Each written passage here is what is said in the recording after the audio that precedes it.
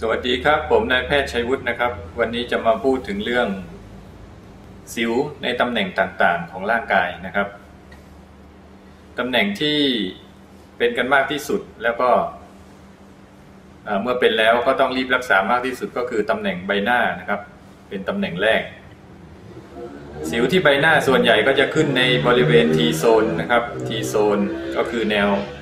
วนี้นะครับแนวนี้นะเป็นลักษณะตัว T นะครับเนื่องจากว่ามีความมันมากมีต่อมไขมันมากนะครับ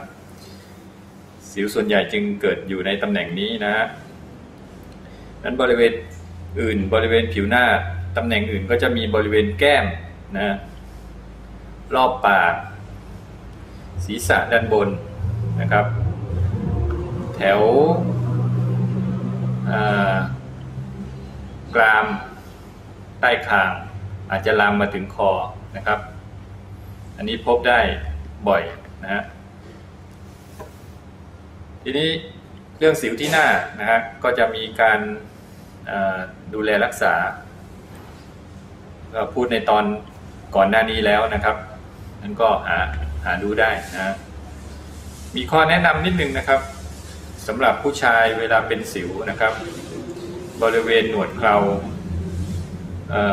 จะทำให้การทายาหรือว่าการดูแลยากนะครับถ้าเป็นไปได้ก็ควรจะโกนหนวดแล้วก็เครานะฮะเพื่อที่จะสามารถสังเกตเม็ดสิวได้ง่ายแล้วก็สามารถทายาได้ง่ายนะครับรวมทั้งการติดตามผลว่าสิวดีขึ้นหรือเปล่าก็ทำได้ง่ายด้วยนะครับตำแหน่งคิ้วนะฮะจะมีสิวเม็ดเล็กๆบางทีนะครับซ่อนอยู่นั้นต้องสังเกตนิดนึงนะครับทั้งผู้หญิงผู้ชายถ้ามีสิวอยู่เวลาทายาก็ต้องเปิดขนนิดนึงแล้วก็ป้ายยากดลงไปให้โดนตำแหน่งสิวนะฮะก็ถึงจะได้ผลดีส่วนตำแหน่งอื่นที่สิวอาจจะหลบซ่อนได้ก็คือตามซอกจมูกนะครับขอบซอกจมูกดูให้ดีนะครับแถวนี้นะฮะบางทีมีสิวเม็ดเล็กๆอยู่นะมันก็หลบซ่อนอยู่แถวนั้นได้เช่นกันนะครับมันก็ต้องดูแลนะฮะสิวในตำแหน่งอื่นของร่างกายนะครับที่เป็นได้มากอีกก็คือบริเวณหลังนะบริเวณแผงหน้าอกบริเวณหัวไหล่นะครับบริเวณหัวไหล่เดี๋ยวว่าถึงสิวที่หลังก่อนนะครับสิวที่หลังก็ลักษณะคล้ายกับที่ใบหน้านะครับอาจจะขึ้นเป็นสิวอุดตันก็ได้เป็นตุ่มขาวๆก็ได้หรืออักเสบเป็นตุ่มแดงๆเล็กๆก็ได้หรือเป็นตุ่มหนองก็ได้หรืออักเสบแล้วเป็นตุ่มหนองใหญ่ๆก็ได้เนื้อรอบๆสิวอาจจะบวมแดงจากการอักเสบร่วมด้วยก็ได้นะครับส่วนในบางรายถ้าเป็นมานานก็มีลักษณะเรื้อรังให้เห็นก็คือว่าอาจจะมีรอยแผลเป็นเล็กบ้างใหญ่บ้างตะปุ่มตะป่ำไม่เรียบลักษณะเป็นมันวาวบ้างนะครับหายแล้วเป็นมันวาวเม็ดมันวาวอยู่ที่หลังบ้างนะนั้นก็จะเห็นว่ามีหลายลักษณะอาการก็เหมือนกับสิวที่หน้าโดยทั่วไปอาจจะมีอาการร่วมด้วยคืออาการคัน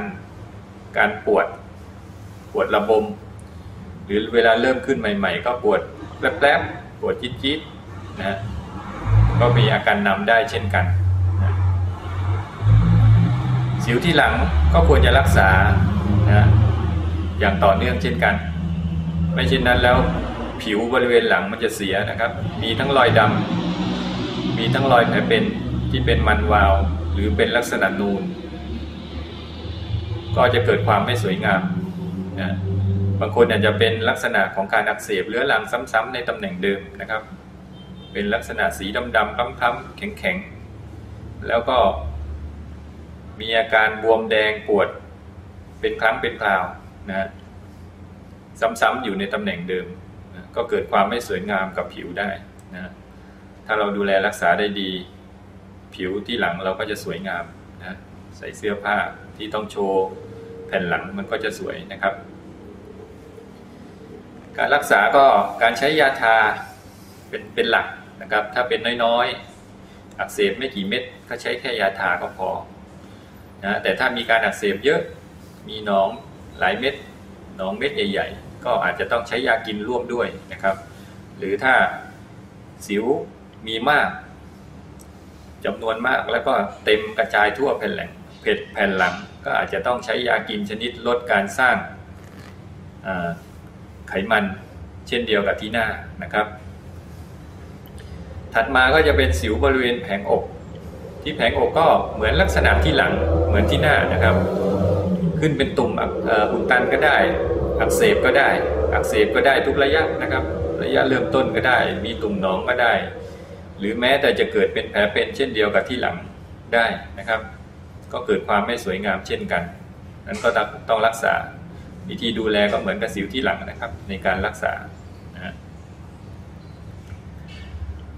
ถัดมาก็สิวบริเวณไหล่นะครับบริเวณไหล่ส่วนใหญ่ก็จะเป็นตำแหน่งไหล่ด้านนอกนะคือตรงนี้นะแถวๆนี้นะครับแถวๆนี้ลักษณะก็อาจจะเป็นเม็ดเล็กๆละเอียดนะฮะหรือว่าเม็ดโตจนถึงเป็นเม็ดอักเสบก็ได้เช่นกันนะครับแต่สิวที่ไหล่ส่วนใหญ่แล้วความรุนแรงจะไม่เท่ากับสิวที่หลังหรือว่าที่หน้าอกนะครับมันจะรุนแรงน้อยกว่าแต่ค่อนข้างจะเรื้อรังกว่านะครับการรักษาก็เหมือนกันทายากินยาตามความเหมาะสมนะครับทีนี้ถัดมาจากสิวที่ไหล่ก็จะเป็นบริเวณคอด้านหลังนะครับต้นคอด้านหลังหรือคอด้านหน้านะฮะพวกนี้ส่วนใหญ่ก็ลุกลามมาจากตำแหน่งอื่นนะถ้าเป็นคอด้านหลังส่วนใหญ่ก็ลุกลามมาจากศีรษะลงมานะครับถ้าเป็นคอด้านหน้าก็ลุกลามมาจากใบหน้าลงมาการรักษาก็เช่นเดียวกันทายากิน